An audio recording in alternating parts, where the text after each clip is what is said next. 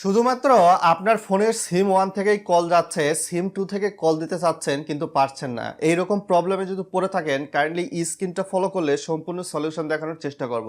প্রথমেই এর জন্য আপনাকে আপনার ফোনের সেটিংসে চলে যেতে হবে। সেটিংসে চলে যাওয়ার পর আপনি সিমস অ্যান্ড মোবাইল নেটওয়ার্ক বা মোবাইল কানেকশন নামে একটা অপশন দেখতে পারবেন। এখানে যেমন এই অপশনটা রয়েছে, এখানে ক্লিক করে দিব। ভিডিওটা লাইক শেয়ার করে আরও মানুষকে জানিয়ে দিন। তারপর কাইন্ডলি আপনি দেখতে পারবেন এইখানে ডিফল্ট সিম নামে কিন্তু একটা অপশান রয়েছে প্রত্যেকের ফোনেই, এবং সেই ক্ষেত্রে কিন্তু একটা ডায়াল বা কল নামে অপশান রয়েছে, আপনি দেখতে পারবেন। আমি ইন্ডিকেট করে দেখাচ্ছি, এখানে ক্লিক করবেন।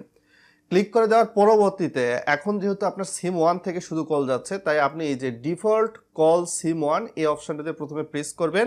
প্রেস করার পরবর্তীতে এইখান থেকে বলা রয়েছে আক্স ইস টাইম, অর্থাৎ আপনি যখনই কল দিবেন আপনাকে আপনার ফোনের যখন ডায়াল বারে কোনো নাম্বার দিবেন সেখান থেকে জিজ্ঞেস করা হবে আপনি সিম 1 থেকে কল দিবেন না সিম 2 থেকে। তো এজন্য আমরা আক্স ইস টাইম এখানে ক্লিক করে দিলাম। একদম ইজি। এখন যেই কাজটা হবে, আপনি যখন কাউকে ফোন দিতে চাইবেন নিচের দিক থেকে সিম 1 বা সিম 2 যে কোনোটা দেখতে পারবেন। আপনি সিম 2 থেকে কল দিতে চাইলে সিম 2 থেকে কল দিতে পারবেন। আবার যদি মনে করেন আপনি সিম 1 থেকে কল দিতে চাচ্ছেন, সিম 1 থেকে কল দিতে পারবেন।